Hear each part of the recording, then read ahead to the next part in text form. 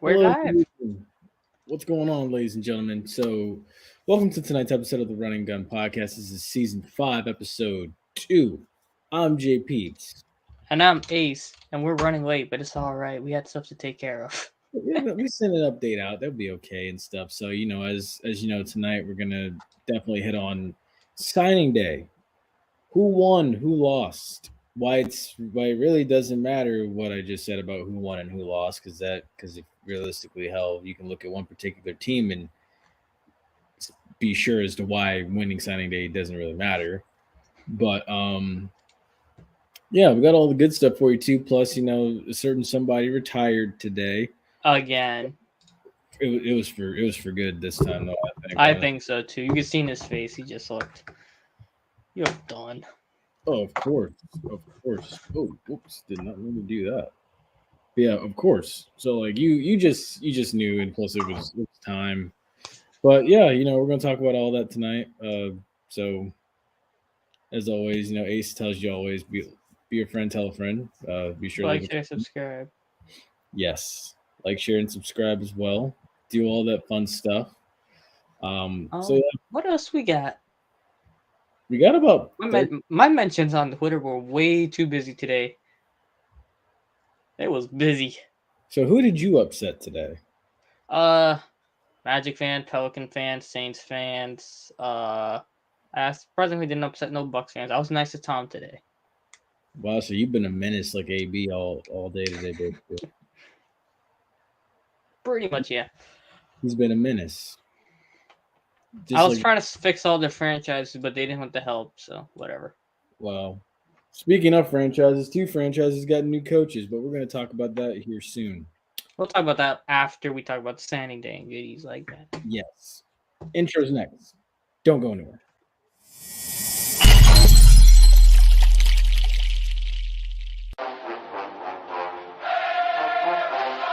Hey, what's going on, guys?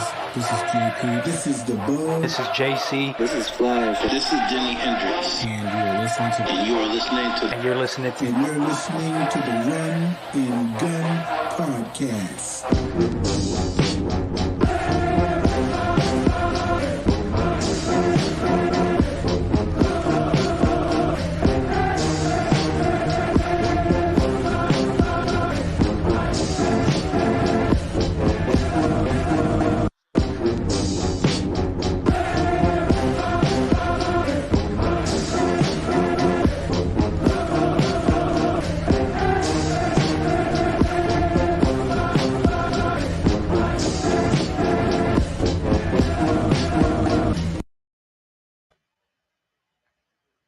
All right. So first things first, we can definitely go ahead and Give me the rundown of all these big signings for. I know, fam, you pulled in a big transfer today. they Or did. it wasn't a transfer; it was a signing, but or something like that. So A wide FAMU receiver guy. FAMU actually landed a 4-star wide receiver who not transferred, but he signed with them. Oh my gosh, I can't think of the high school. I'm losing the high school, but he was a favorite commit of Dion, or he was favoring Dion at Jackson State, and then once Dion headed for Colorado, he said, "You know what? I'm going to FAMU." So that's a huge pickup, a 4-star wide receiver that is similar in stature to Xavier Smith. Also, too, I don't know if you remember Jonathan Bostic, Jonathan Bostic, who played at Florida in Yeah. 2012. He has a little brother named Justin Bostic from Palm Beach. He's a 3-star defensive back who committed to FAMU. He's coming in. I think he already early enrolled, but I'm not sure, but I know the paperwork is finally in, so he's officially part of the team. And then you've got another kid who's from back our way, but he's a Polk County product, Lakeland High School kid, 3-star defensive back Twan Wilson. Yeah, I saw him announce his signing. So it's a lot of nice key pieces that are coming in. Also, too, I also put down in my notes before tonight started as well that FAMU actually, because I listened to Willie Simmons on his talking to the 220 quarterback club. So a couple of things I took away from it. 17 offensive linemen are on campus right now, not counting the kids that signed today that are coming in still. 110 kids on campus before camp even starts. That's not even including the incoming freshmen. 110 kids will only be able to start fall camp with the team. So somebody's gonna have to find a new home. Not everybody's gonna get kept.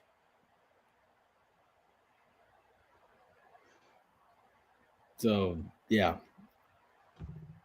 Well, I'd still say if we're looking at all the moves that have happened today, but also in the overall scheme. I mean, I still think FAMU might be the favorite coming out of this WAC East, if you know what I mean. Oh yeah. No, I agree. I agree. It's like because there was no significant drop off. There was no significant drop off at all. You always wonder like how do you replace somebody, but it's like you with time, you just find guys that are dependable. As well, too, he said 5 quarterbacks are currently on the roster. He had 6, but one hit the transfer portal.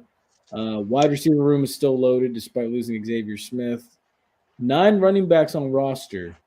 Jaquez Yant, the Nebraska transfer. Kelvin Dean, Florida Atlantic transfer. 2 key guys that are going to be battling for playing time in that backfield in a loaded backfield. Plus, I think he said they got two kids that walked on to the team.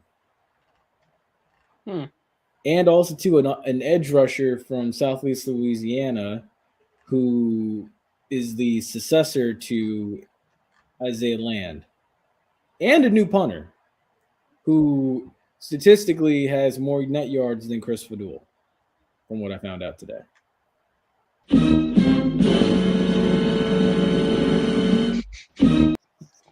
Okay, that was slick. That was actually good. I wasn't expecting that. But yeah, so I came away very impressed with this signing class and stuff. Even though like I said, my attention's been on school and working on a doctorate degree. From what I've seen and uncovered, I'm very heavily impressed with what is being assembled.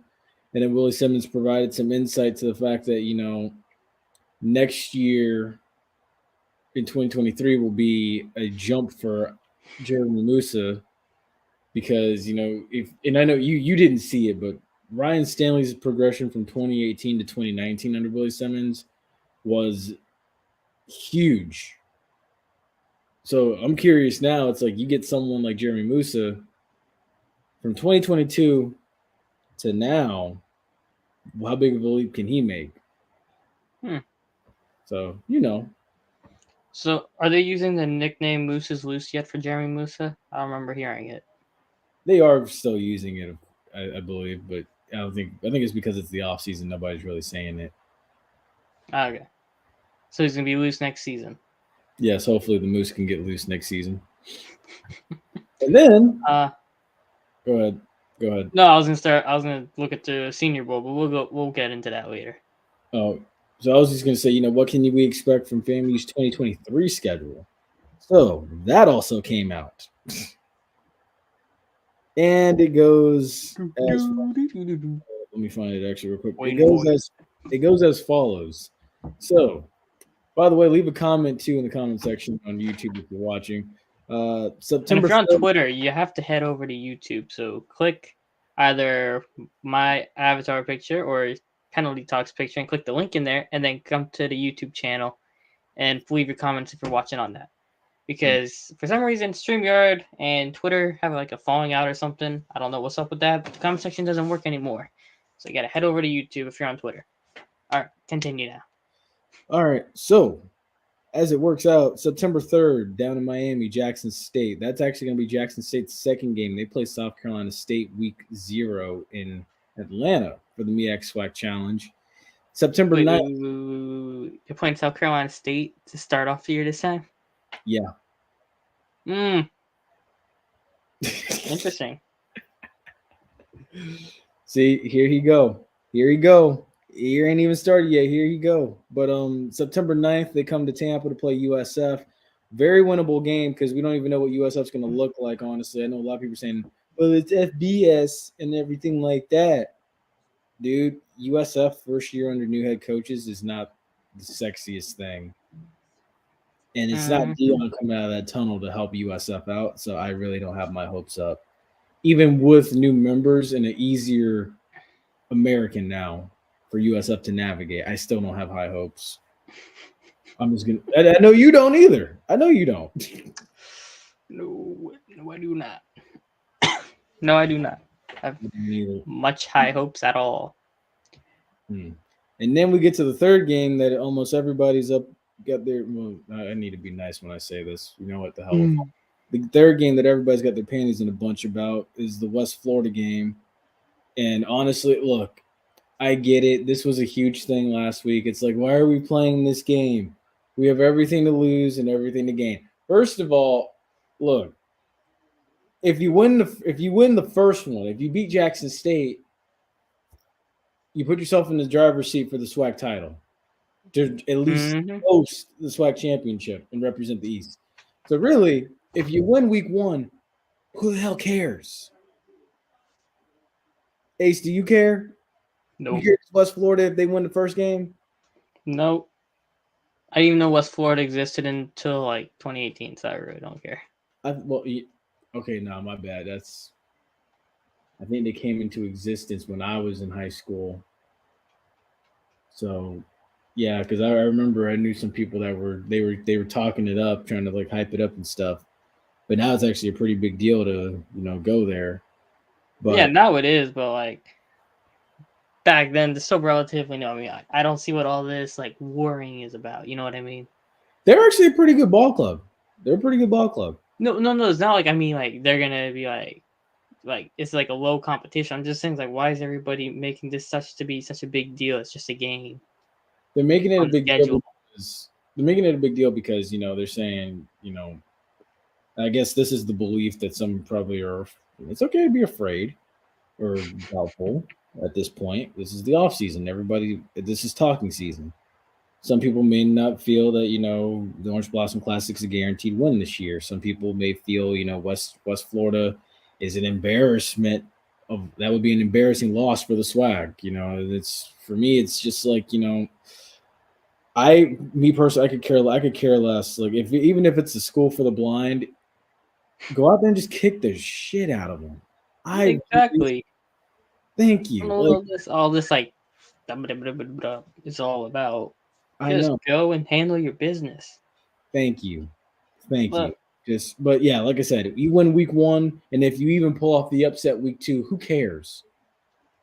Because if you go 2-0 in the first 2 weeks, you're definitely winning week three. It's just point blank. September mhm. 23rd, based on sources, it's at home against Alabama State. So last weekend of September is Alabama State. The week after that, or not last weekend. Last weekend of September is at Mississippi Valley in Mississippi. Then you go to Southern, October 7th.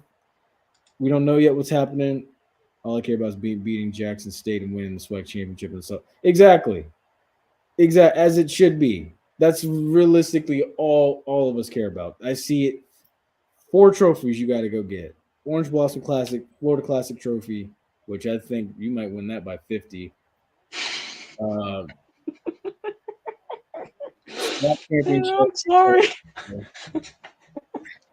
Look, I ain't gonna say it. That's a dumpster fire over there anyway.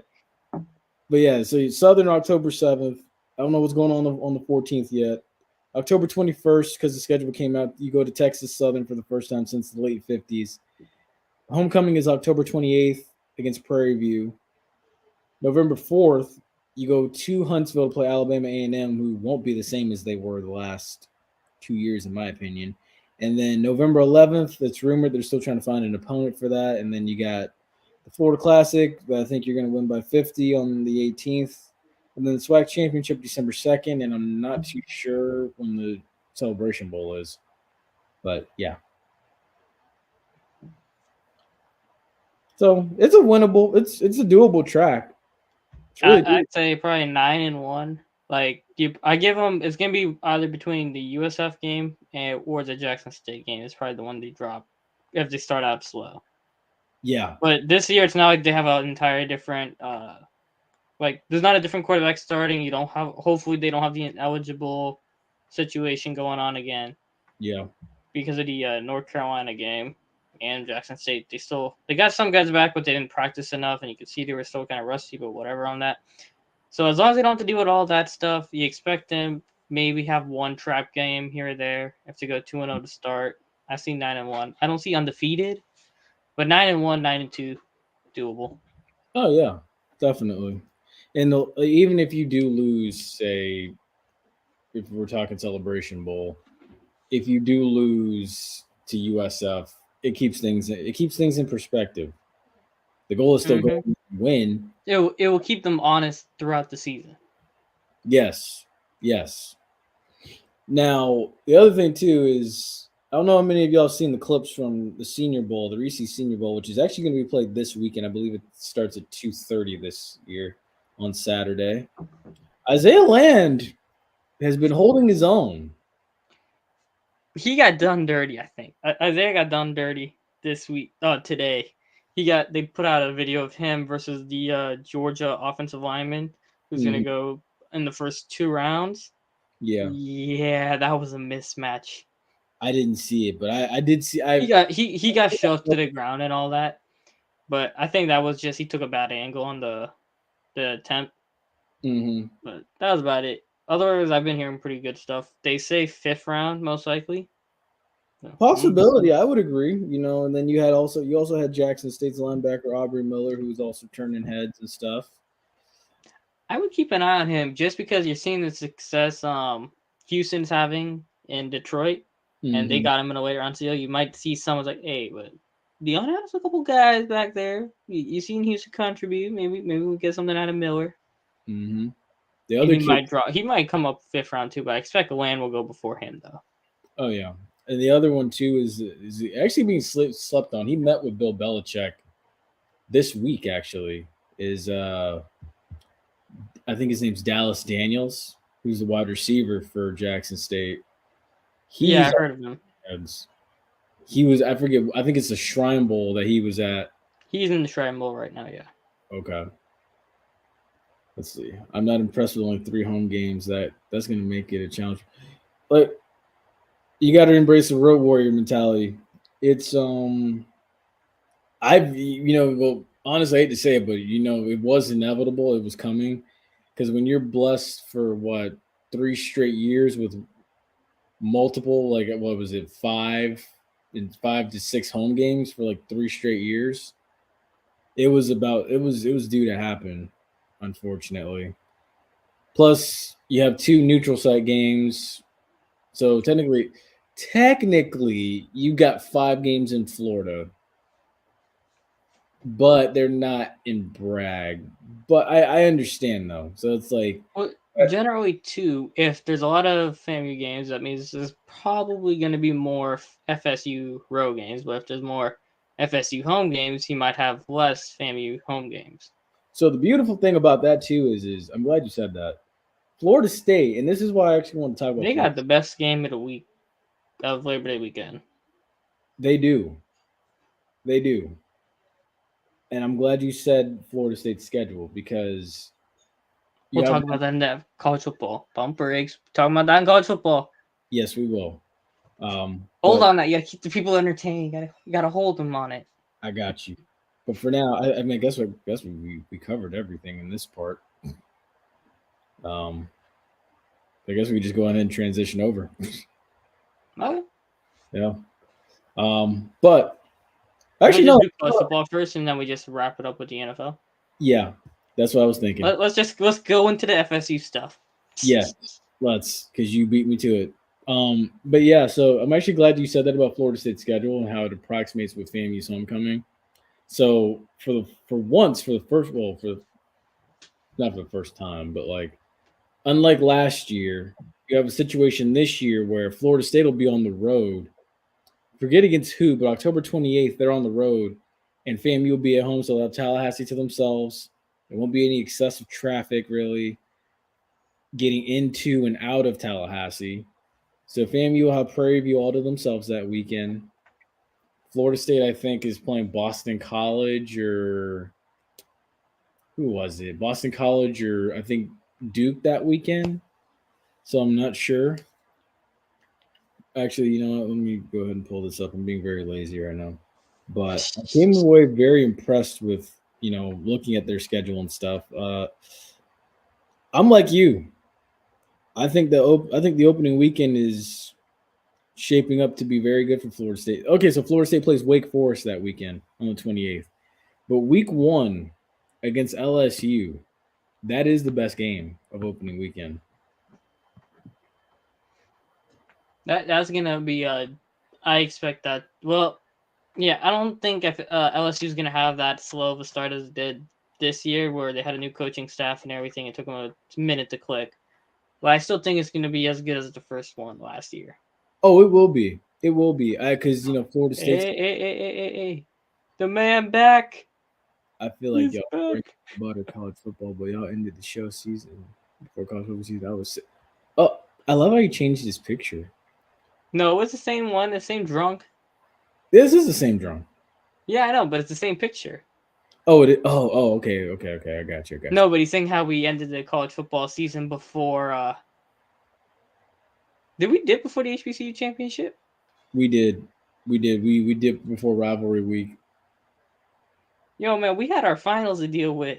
Yeah, we have. Yeah, dude, I ain't gonna lie, man. We had finals to deal with. We had stuff. My bad. Next year, well, not next year. This year, we'll try to push it back some more.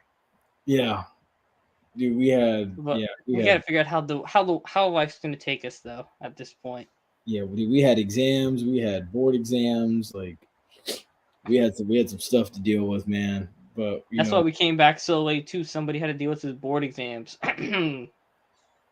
well, you know what? Look, I'm chasing the money too, man. I'm chasing the money. So we That's true.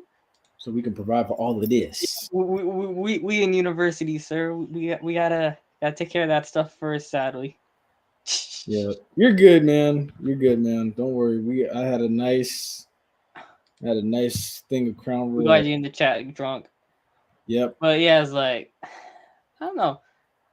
If you want a quick rundown, we got the college football playoff games right. So we were like, we're gonna take it easy. We know what's gonna happen. We knew Georgia was gonna win. Like, Yeah. were we really missing anything drunk? Like, come on.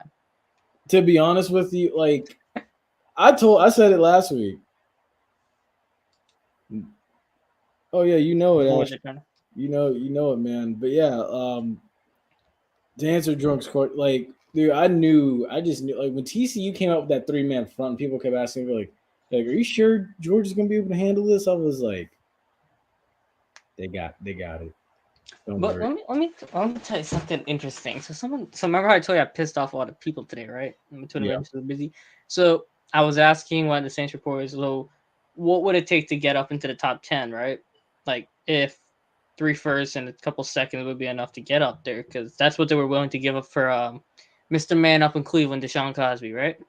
Stop. So I was saying, Stop. so I was just saying, right? All right, let's go. Georgia drag TCU out back and put a Keep going. Just keep going. So I asked, right? And I say, so if they're looking to get CJ Stroud. And this dude said, nah, stop it. CJ ain't worth that. He's going to be mid. And I'm like, I'll give the Jimmy Butler looking at the ref meme that came out last week. I said, you ain't just say, no way you would just say CJ going to be mid. Like, did you see what he did to Georgia? Like, that game versus Georgia, the Trevor Lawrence Justin Fields game, that's a different stratosphere of all-time college football playoff games, right? Well, Mhm. that Georgia Ohio State game was probably top 6 all time Yeah. in I, terms of like the semifinals. yeah. How many have been in since 2015, right? So there's 8. No, so it'd be and there's like 2 games each, so like I 16 will or say something so. like that games. I think some of the best semifinal games that we had, like honestly, both semifinal games. Stroud is a Stroud's bad diet, Jason Campbell. dude. Honestly, he might be on to he's on to something. Because Always Jason though. Campbell was like that, honestly, at Auburn. So you never look.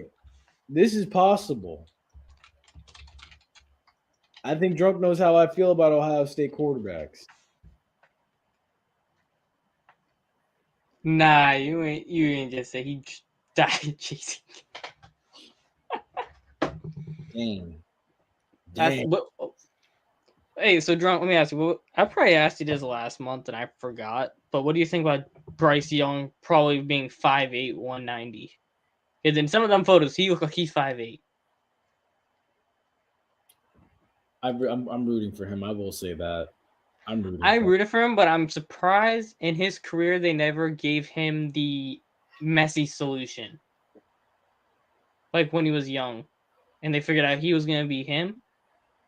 I'm just surprised they never gave him the Messi solution, which was remember Messi was like real short and they gave him HGH to get up to 5'6". Mm-hmm. I'm surprised they didn't do that before he ever got tested for it Mm. to get him up to that height. Yeah. Not saying like he needs it or anything. I'm just saying I'm surprised they never did that. I know what you mean. I know what you mean.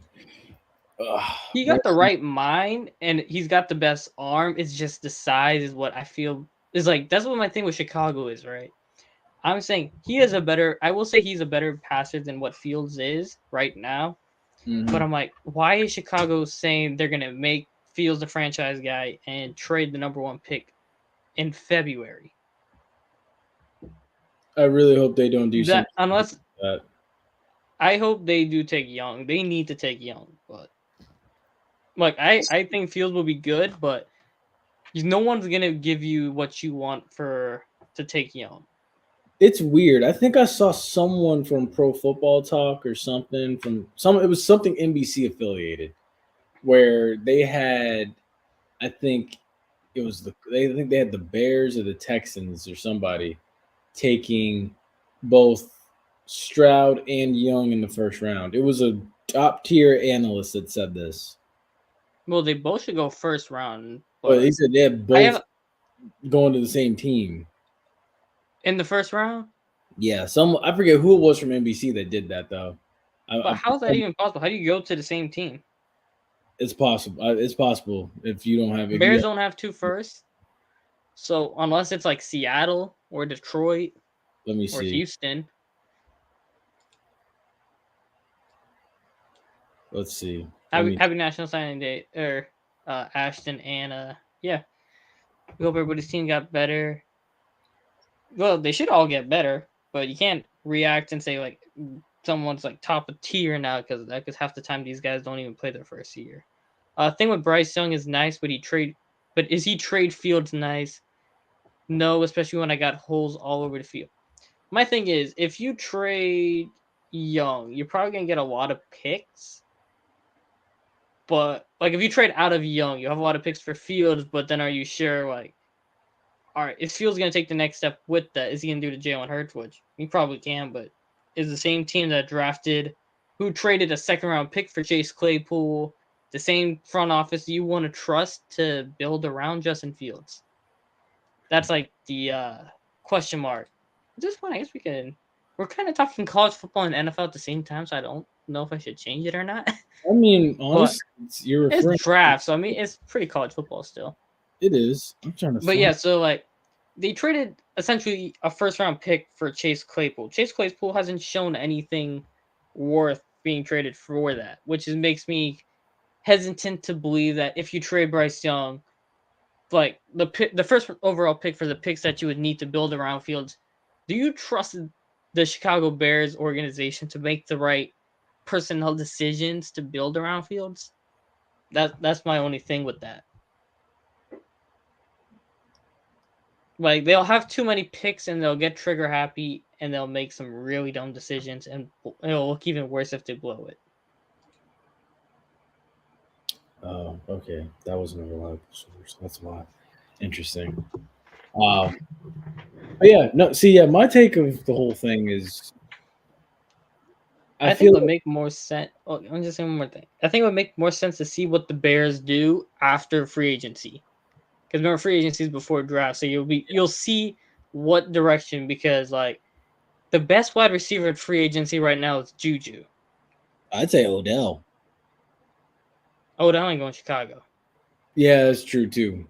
Dang, yeah, you right. Oh, that was probably like the best on paper, but Juju and DJ Chark are the 2 best free agents, right? Are going to be the 2 best free agents, and that's if Kansas City doesn't re-sign Juju. Also, I meant to tell you when we get to the NFL portion, I got to tell you who is pursuing OBJ the most. Dallas.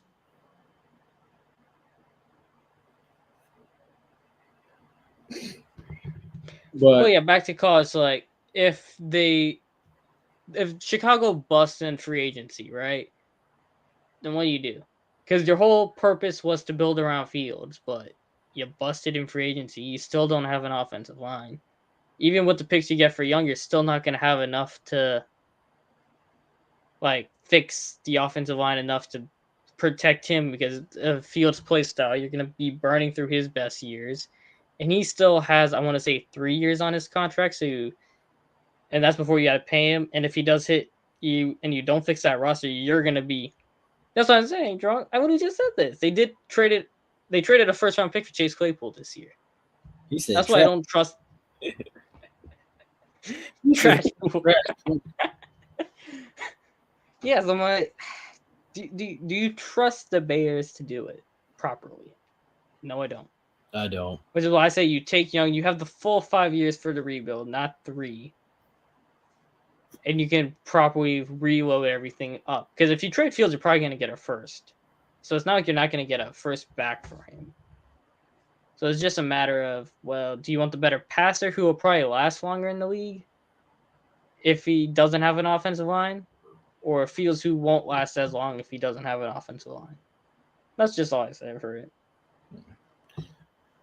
All right. So the other thing I got to here is tonight is this, the expectations for the new additions to the Big 12. So, as you know, UCF, Houston, Cincinnati, and BYU are all in this newly configured Big 12.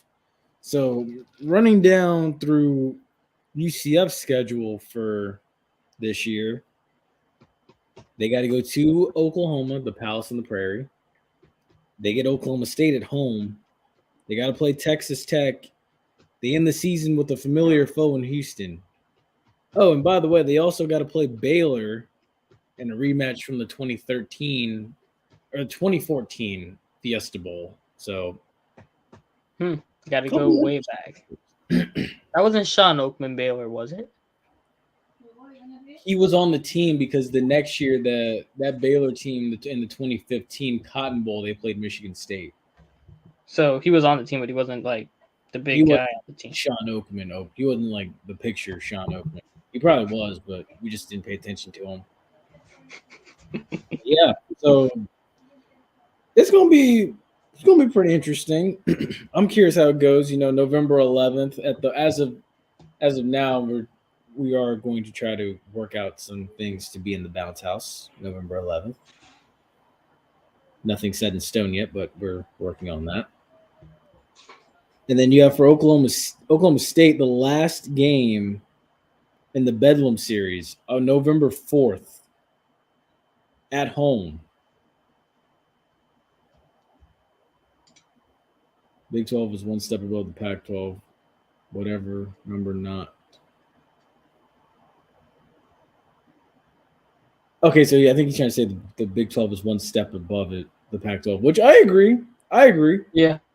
Big 12, only 3 good teams in the Pac-12 this year, anyway. Say that again. No, ain't USC going to Big 10 right this year, right?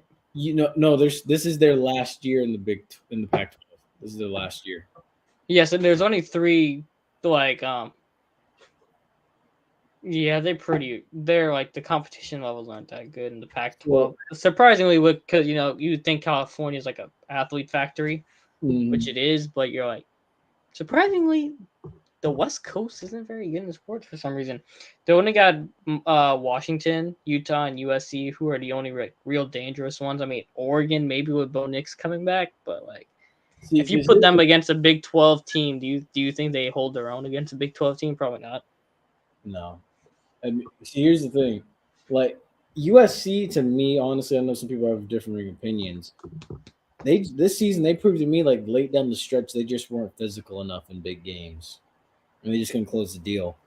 But I look at, and then I think part of this is why Dion went to Colorado too. You have a situation where you see Oakland. I agree with that. They might if they get the right plan in place and stuff. They might. But yeah, for Dion, though, I think it's like he realized like okay, I can rebuild Colorado. UCLA and USC are going to be gone in a few years. If I can figure out how to stop Washington, if I can figure out how to stop Oregon, he's got a clear cut path to the to Pac. Well, it's going to probably go back to being Pac-10, but Pac-10 championship. He's got a clear cut path. So it's like all he has to do is just crack that code. Honestly, this year they might not. They probably will struggle with USC and UCLA, but in years to come that'll pass, it won't be as bad.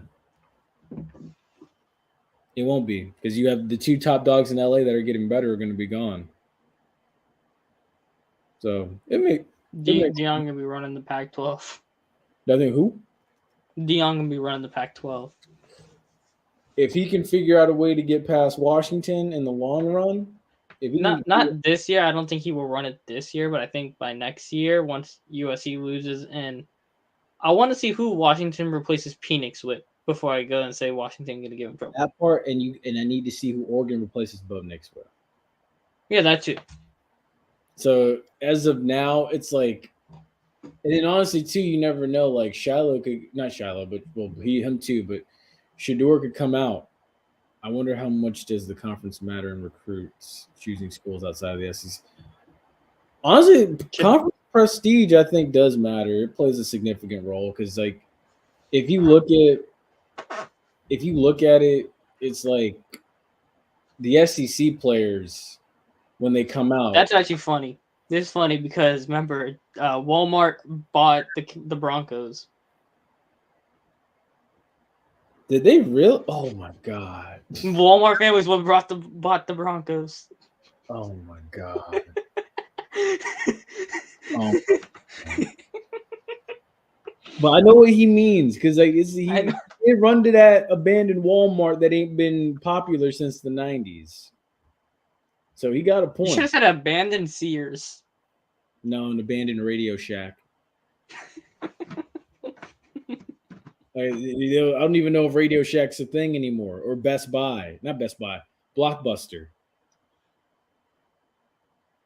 I don't even know if it's a real thing anymore. So, yeah, no, Drunk on to something. He on to something. So, yeah, and then also, too, Stetson Bennett, he might have just buried his draft stock. I don't know if you heard about this. Well, the whole world. That tanked.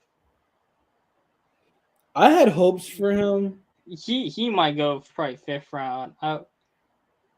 With this whole thing, because remember he didn't go Senior Bowl, and then he got DUI. Well, not DUI. It was what public intoxication, right? Intoxication Or disorderly conduct or something like that. Yeah, it'll be depending on the combine at this point to see if he goes 3rd round.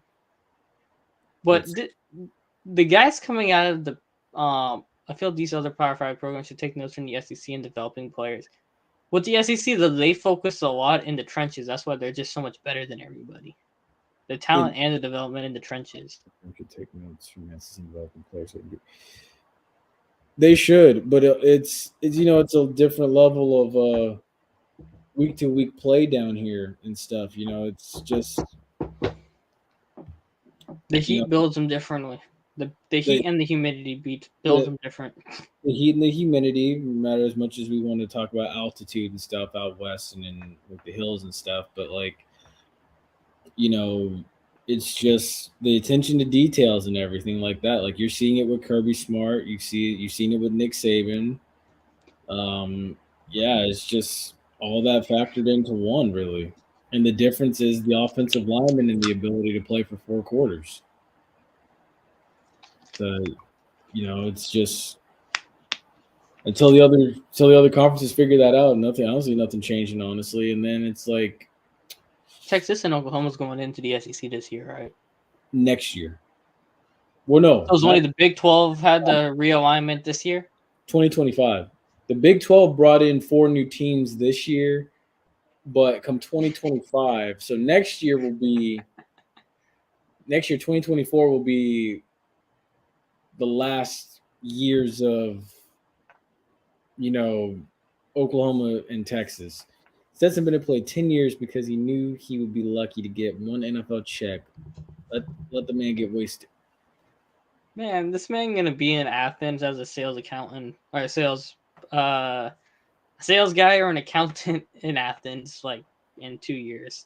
Oh, dude, honestly, like, and that's not bad. If you think about it, he didn't have to ever pay for a drink in Athens, really. To be honest with you, No, he won't. He's won what, two natties.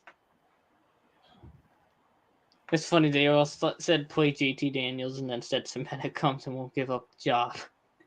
Stetson Bennett's gonna be 35 years old, hanging around the campus. You know what? He probably might.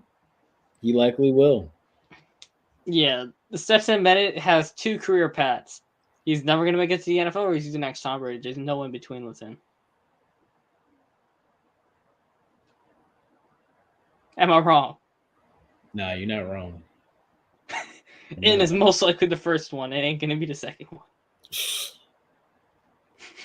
Oh my goodness. This year is like, I think this is like the last year for the COVID people who got the extra year or whatever, right? So this draft is kind of So next year might be or whatever. But so I was listening to Willie Simmons when he was going over his National Signing Day thing for FAMU. He was saying that in terms of that, with the whole COVID year, guys, I think the last bunch of that will be in 2024. So we're still dealing with a group of like super seniors that are coming through. So like everybody that was on a roster has an extra year, and that officially ends like 2024. okay, because this year I find it hilarious because you got Young and Stroud, Levis, Anthony Richardson, right? Those are like the top four guys consensus or whatever. Mm-hmm. Then you get into the Tanner McKees, who I do not like at all, but for some reason people like him. I don't get all that from Stanford.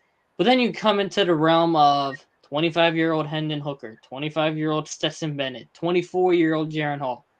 Out of those three, if you're an NFL team, you should take Hall, not because he's 24, but because he's the BYU he was a consequence of BYU with the whole mission thing with the 2 years, because he did a 2-year mission. But I was watching his stuff last night, and I'm like, hey, this man played in the SEC or the Big Ten, or even with Lincoln Riley, he'd probably be a first-round pick. Probably. There's always someone out there like that. Now, No, because like you just watch how he plays. He plays like a Walmart brand Kyler Murray, but he has a better awareness to not turn the ball over than Kyler Murray did. Like, you just watch him run. He looks like Kyler Murray, but he's 6'1". He has the short little step thing, but in the way how he just slings it. But, and how old did you say this guy was? He's 24. He's only been starting 2 years because he did a 2-year mission with BYU. That's what I said. If he had went to like Ohio State or with Lincoln Riley in Oklahoma after Kyler left, this guy would probably be a first-round pick. If you want to know something even more crazier than that, or even crazier than that, like there was a guy at Oregon. He got granted a 9th year of eligibility, and then you want to go even further back, you had Chris Winkie, who left to go play pro baseball. He came back to Florida State when he was like 28. That was 99. He was 28 years old and won a national championship. He was on Florida State's roster back in 1991 with Casey Weldon, Brad Johnson, and Charlie Ward. Yeah, I don't get how guys can stay in college that long. There's loopholes to it, honestly. There's loopholes. You just have to. Those wormholes are very, very messy. That you just have to know how to navigate it, honestly. Yeah, but this guy, he when I was watching him, he looked so much better than what Zach Wilson was at BYU, and he was actually playing quality teams. Like, his best team wasn't against Coastal Carolina. He played Oregon, Utah, Notre Dame, and a couple other Big Ten and Pac-12 schools. So that was just my little 2-piece on that. But We got anything else in college football? Or are we moving on? Let's talk about this old man. Yeah, so dude, that was shocking. I actually was I woke up this morning. Literally 2 minutes later, I got the tweet, and no, like, they said Tom Brady retired. I'm like, say what now? And then I see his tweet. I'm like, and then I dude, watched the video. I'm like, dude, I was walking okay, into I was you walking moved into on. class and I got the news. I was like, I was walking in, I was kind of groggy and stuff, and all of a sudden I stopped and I was like, what? And I was like, oh, that Alcatraz was season. dude. That was the first thing I said. I was like, because I was just like, oh my gosh, we are in so much trouble. The NFC South is crap. My whole thing just switched up. Yeah, the NFC South might be this year. NFC South might be the worst division in football ever. It's crazy how we got here because if you remember correctly, remember back in like 2015, or not even 2015, remember like 2016. 2014 and 2014. That the Panthers won the division 7-9-1. That was a bad year. But at Right. least that division had Matt Ryan, Cam Newton, and Drew Brees, and I think Josh McCown. And then you fast forward to 2016, the division had Matt Ryan, Cam, Drew Drew, and Brees. Jameis. Like, how did we go from that to where we are? Was Matt Ryan even? Matt Ryan was in that. Matt Ryan won the MVP that year. Most in of 2020, Matt Ryan was, yeah. And then 2020, we go from that to Tom Brady, Matt Ryan, Drew Brees, and Sam Darnold. No, Sam Darnold was in 2020. Yeah, he was. He was there. And then now we fast forward even further now, going into 2023. You don't even know who Carolina's starter is going to be. You don't know who the Saints are going to have starting. Don't get me started with that. You And want then me around? I can give you one. Kyle Trask. And then wait, did I say the Panthers? No, the Falcons. Is it Desmond Ritter, or they go all in for Lamar or the draft? It's going to be Desmond Ritter. I feel like they've already. It's going to be Desmond Ritter. Well, that's got to be Tom Brady in the regular season. It's really about to be. Falcon fans are so proud of that. I wouldn't be. They have put a tweet today that's saying the division was under contract. Matt Corral, Sam Darnold, Desmond Ritter, Jameis Winston, and Kyle Trask. And I'm like, well, if Dennis Allen didn't burn that bridge with Jameis would have been the best quarterback in that division. But Jameis gone. He would have been able to finally walk. Jameis. They said Jameis gonna get cut. Him and Michael Thomas both getting cut. I'm like, wow, the two guys. They're gonna cut Michael Thomas to save $1 million. Don't get me on that. That's a whole. The Saints are getting very mad, even if they got Sean Payne traded yesterday. Why would you? They make no sense. They averaged 13 points after November, right? 13 points a game as an offense. And their defense was top 6 in the NFL in that span. Guess which side of the ball they got rid of the coordinator and they're redoing the entire coaching staff on? The offense, I'm guessing. Nope. They got rid of both defensive coordinators, defensive line coach, and they're getting a new secondary coach. They only got rid of the tight ends coach on offense. They're keeping the exact same thing on offense. And I'm like, Gonna be interesting. This division is gonna be so bad. Honestly, I'm just like, it's like, dang, I get to see it front and center every Sunday. I can't wait because I'm actually like, hey, you can probably go a little closer to the state to the field because they're gonna have a lot of empty seats in Raymond James. So funny thing about that too, the Bucks knew what they were doing strategically when they had putting out the season tickets. They made you buy 2 years. If you were someone that bought a season ticket for 2022, you had to buy for 2023. And if you knew exactly what they were doing. Oh yeah. The people that bought for 2021, they lucked out. If you bought for 2021, you did 2021, you did 2022. You're free. But if you did 2022, you still have to sit through 2023. or you could just make that money back. And somebody from a visiting team, because Philadelphia is coming. Philly and Jacksonville are two teams that are war playoff teams that are coming to Tampa next year for games. So somebody's gonna meet their quota back. Somebody's gonna make their money back. Yeah, it's gonna be ugly. I expect Carson Wentz and Derek Carr are gonna be two of the quarterbacks next year. Oh, I expect one of the two, I should say, because I have a very strong feeling if Derek Carr gets cut, he's gonna be a 49er. What about Jimmy Garoppolo? Jimmy Garoppolo, they already said he's Not gone. 49er. He's gonna be a Raider. Purdy's out for the year. He's gonna Garoppolo's gonna be. It's gonna be the funniest thing.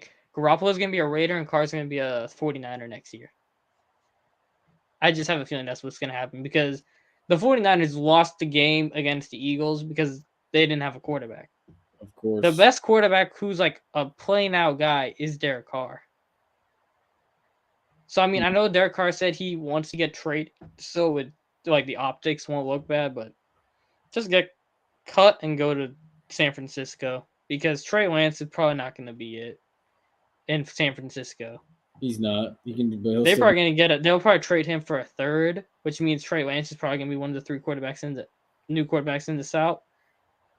And then we were having the discussion of it's going to be either a rookie or Justin Fields going to be the fourth. Sounds about right. And we were talking about this last week. And when Derek Carr goes, does the Devontae Adams follow him? Well, Brandon Ayuk got to get a new contract soon. You just bringing over Devontae, even though you have no draft picks. I don't know how that works. Someone said that about the Eagles, not Eagles. Someone said that about the Bengals too. They're saying T Higgins need a new contract too. T Higgins is gonna be one of the top ones out there. Yeah, see, I expect Ayuk and I expect Higgins to either re-sign on massive deals, which I doubt, or in Higgins' case, he's gonna get traded for somebody for a first-round pick. Oh yeah, because it's like if you're Cincinnati at this point, it's like you can't keep everybody. Now, yeah, you just can't because you got to pay Joe Burrow first and foremost. This is the funny one. Someone threw it out there. They said T Higgins and a couple of picks to Minnesota for guess who? Good old Jefferson. Because Jefferson gonna need a bag too. Actually, you know what's funny about Justin? And if they brought Jefferson over to Cincinnati, what's to say Joe Burrow doesn't take a pay cut? If he's smart, he would. But you know what's funny? I think he would if he got Jefferson and Chase on the team. He might seriously take a pay cut. You know what's funny about that? The fact that you had the Bills GM saying, oh well, they were fortunate enough to where they got unlucky and Burrow tore his ACL, so they were able to get a talented wide receiver like Jamar Chase. And I'm just the Bills could have had some wide receivers. They could have taken one in 2019. The Bills could have had Justin Jefferson. Well, they took Diggs. They could have literally had Justin Jefferson. And they would have had something similar to what Joe Burrow has with Jamar Chase. Something very identical. So everyone's like ripping this man to shreds, saying, you know what? Like, oh, that's a bunch of crap for you to say that and stuff. Which it is, because I'm like, dude, you could have had Justin Jefferson and you would have been set. And as upset as Stephon Diggs was, I wouldn't be surprised if he's gone next year. Oh, yeah, Diggs might be gone, I think, but I don't know where he's going to end up. And I think, honestly, that division's wide open. New York, if they get a quarterback, they're getting Breece Hall back. They got Garrett Wilson. Yeah. I can see them going. And Aaron Rodgers. I think Rodgers makes a lot of sense. So you got to be like, maybe something happens there. You never know. You got Aaron Rodgers, Garrett Wilson, Elijah Moore might be happier. You might be able to keep him. Corey Davis, I think, is a free agent. I'm not entirely sure. They were saying Corey Davis might go somewhere. Not entirely sure on that, but could happen there. You still got a wide receiving core. You can have Elijah Vera Tucker back. Big piece on the offensive line. Mekhi Becton will be back on the offensive line. Mm-hmm. Nathaniel Hackett will be there, which is from Green Bay days. New York could run the division. Miami, it depends on all health of Tua. Because Tua just cleared concussion protocol a month after getting hurt. Mm-hmm. So He needs to stop maybe playing. He needs to get out, if I'm being honest. one more, and he might not get out. Yeah, no, he needs to get out, man. He needs to get out, honestly, because it looks like people are intentionally trying to hurt him. And dude, honestly, if you've done right by your money, I'd get out, man. I'd get out. You got your degree for a reason, man. Get out. And also, too, speaking of that, Jalen Hurts is also someone that's I think he's deserved his payday. He's gonna get a big payday. He does. He has. But see, here's the thing that I'm gonna miss though about Tom Brady and stuff. It's like with him, he knew how to take pay cuts to help benefit the whole team. Hey, let me ask you this. Well, when you said that, what do you think the Bucks gonna do with Godwin and Evans? You keep them. You keep them with Kyle Trask with the salary situation they're in. Yes, you do. Because honestly, both of those guys have had way worse.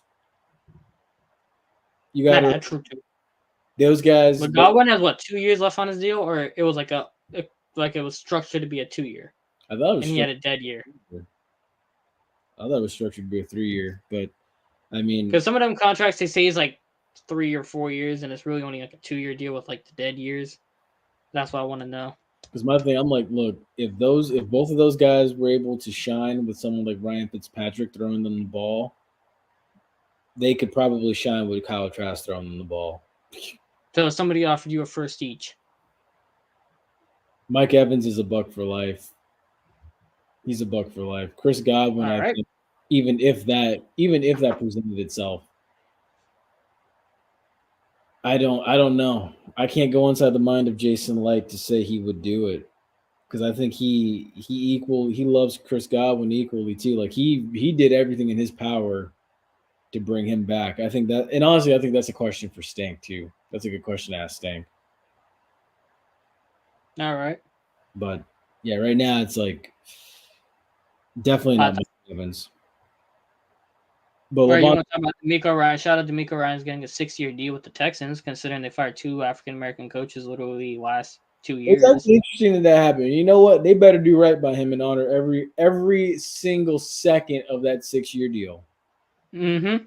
Every second of it, they better honor it. Because if they don't, if he's out in 3 years, I will still be upset and be like, you know what? This is why the Texans can't win nothing. This is why the Texans literally had a playoff team with Deshaun Watson or Deshaun Cosby, as you call him. They had J.J. Watt, they had DeAndre Hopkins, and that whole thing blew up on the platform before it even could really take off. Because honestly, like if you look at some of those Texans teams before Deshaun Watson's incidents and stuff and the injuries to J.J. Watt, they looked like they could have really taken over the league. Mm-hmm. And hey, DeAndre Hopkins is going to be available this offseason too. Oh yeah, and people talk about him going to New England. Nah, that's an interesting one. People talking about him going to New England, OBJ going to Dallas.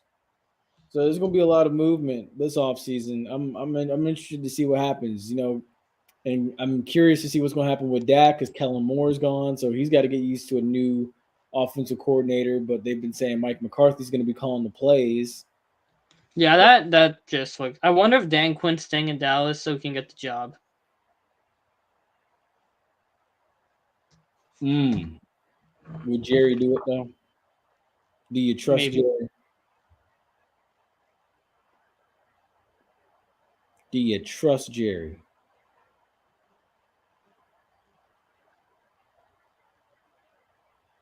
Come on, Ace. I don't know if you froze or not, but do you trust Jerry? No. There you have it. There you have it. So yes, it's just yeah. I don't trust Jerry Jones, bro.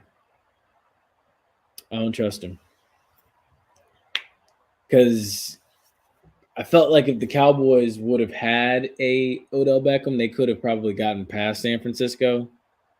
But it's like Kellen Moore's gone now, even though some people have their varying opinions and didn't think he was that great of an offensive coordinator. It's gonna be tough. It's gonna be tough. It is. It's gonna be interesting, for sure. Yeah. All And right. then also, one more thing we got to talk about this little Super Bowl here. The first, and ESPN actually stole our tweet and a couple other people too. I know they did. That's why I was asking you if you made like we were the first ones to say there's two Look, African American quarterbacks, and look, everybody stole it. I didn't make that up. It is a very true fact.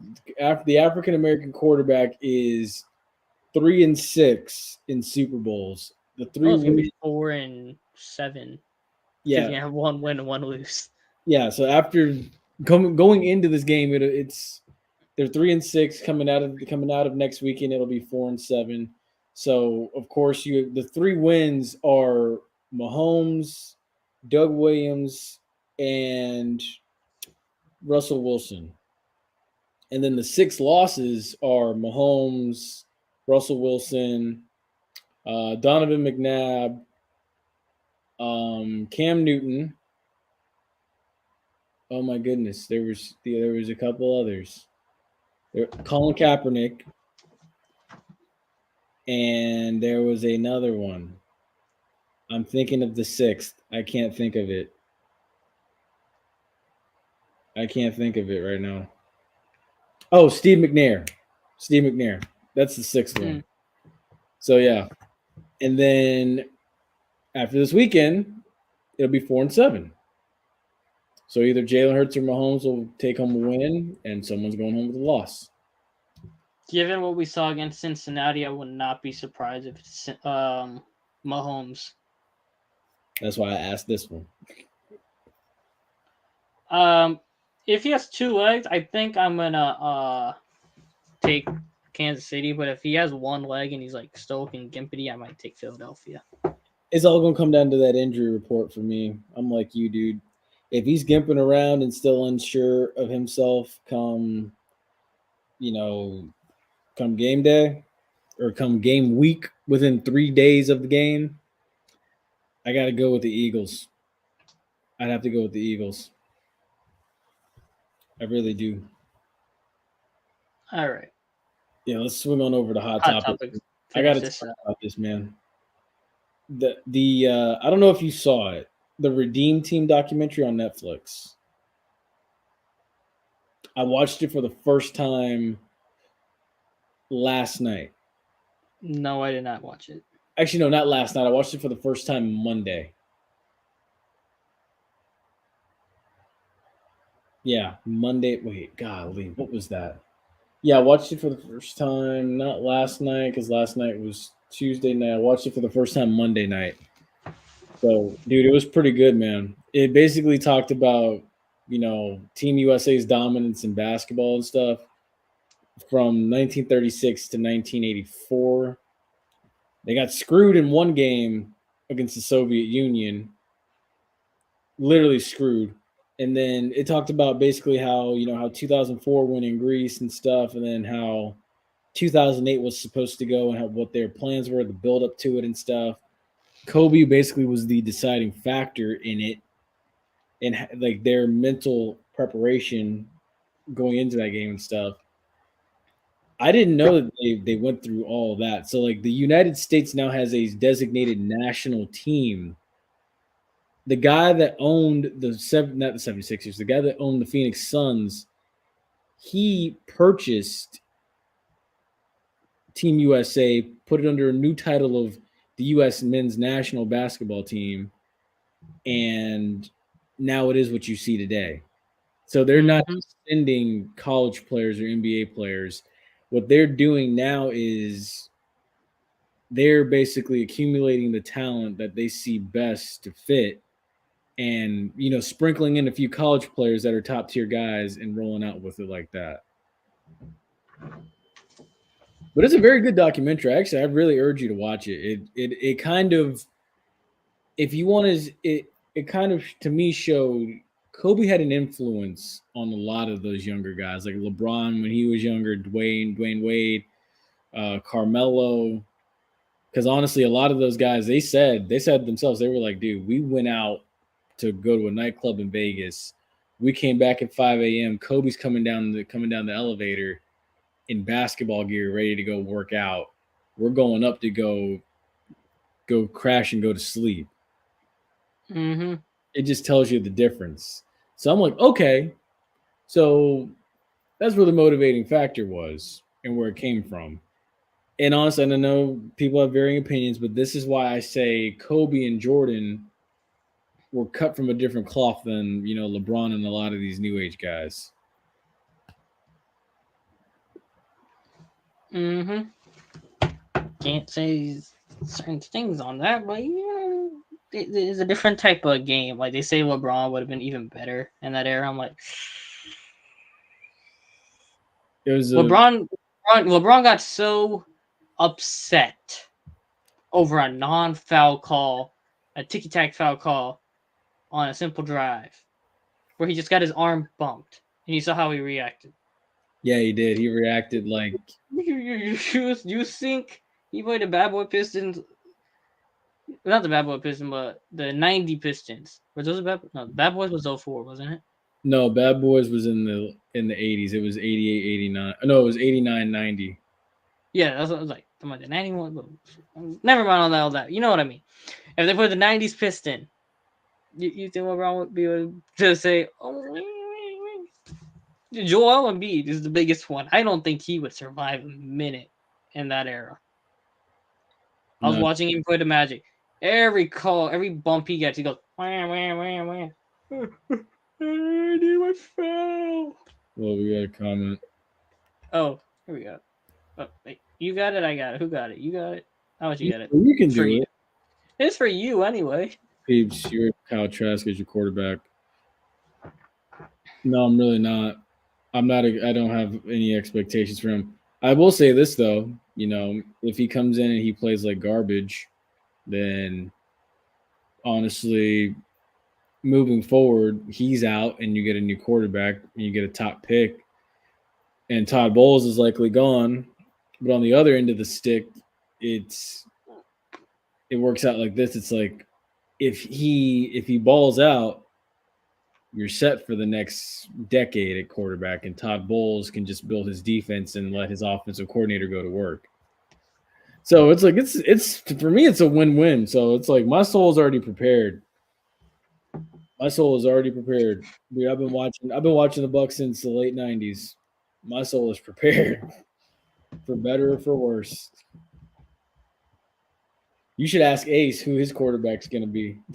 Don't get. I have no idea. That's the real ticker.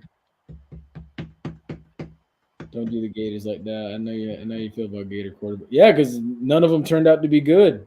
None of them did. Even Danny Werfel, as great as he was, he played for Carolina. He wasn't worth anything. But I mean, plus those guys were Steve Spurrier guys, and then Well, I give Tebow the nod. He won a playoff game, but if let's be honest, if you're a front office person, if you had to choose between Tebow and Peyton Manning, you're picking Peyton Manning 10 times out of 10. Although honestly, I will say I thought Tim Tebow should have been Peyton Manning's backup because I thought that would have been a great situation for him to sit and learn. But Where? I understand though because it was like he was starting and then you didn't want to just automatically put him on the bench like that. So I get it. I mean, honestly, heck, I felt like Jameis should have been Tom Brady's backup, but I get that too. I understand. Plus, Jameis put in more years. Jameis got done dirty by a lot of by the NFL teams. No, I don't want to have anything to do with Dennis Allen as my head coach. No thanks. Hard pass. Hard pass. I'm telling you, man, you could go get Jeff Hostetler out of retirement. He won a Super Bowl. Go get Jeff Hostetler. I need them to just hurry up. I need Benson and Loomis, the owner and the GM.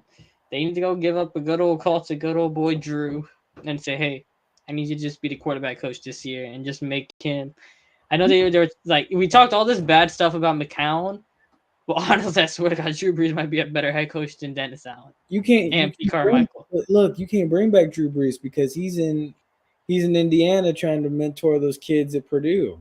Well, it was interim head coach. He got some coaching experience now. He got more coaching experience than Jeff Saturday. Let's leave it like that. Oh yeah, no, honestly, no, they don't need to hire him. They shouldn't. They really shouldn't. But let Jim Irsay be stupid. Let him go ahead and be stupid, and he'll still be trailing. They will be exactly what they were before Peyton Manning. Nothing. Well, the Saints are heading that way without Sean Payton. Because, I mean, defense wasn't the problem. They have philosophical differences to get rid of the entire defensive coaching staff and keep the head coach.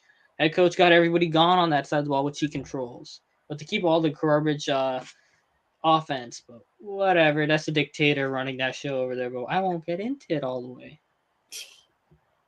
Oh my goodness. Oh my goodness. Welp. We got anything else? Rising Star game. I mean, they got some G League guys. Scoot Henderson headlining the G League.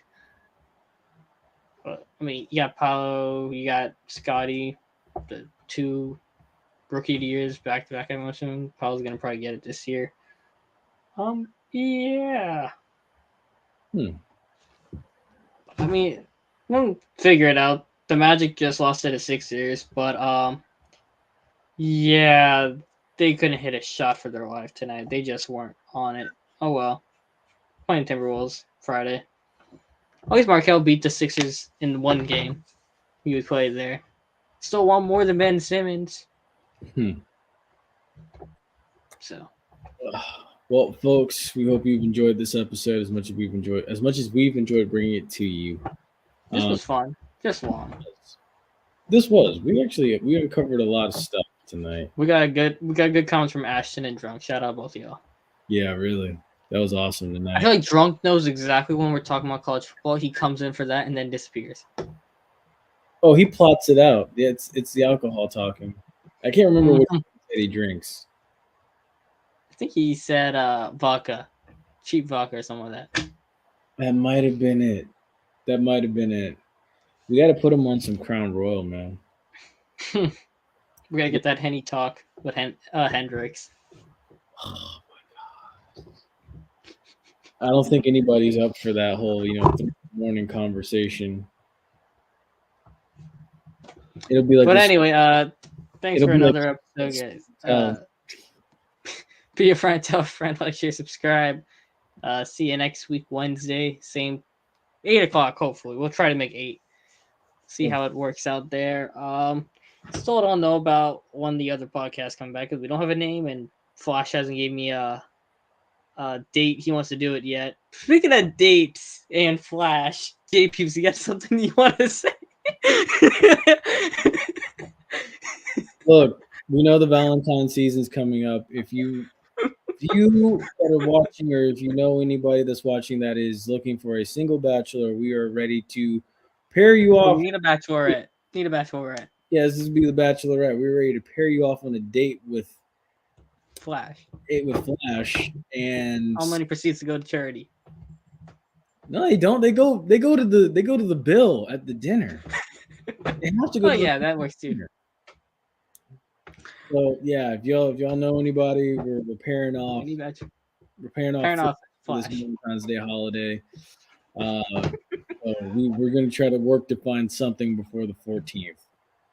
It'll be interesting. Oh God, this is weird. All right, see y'all. Good night. Yep. See you next week.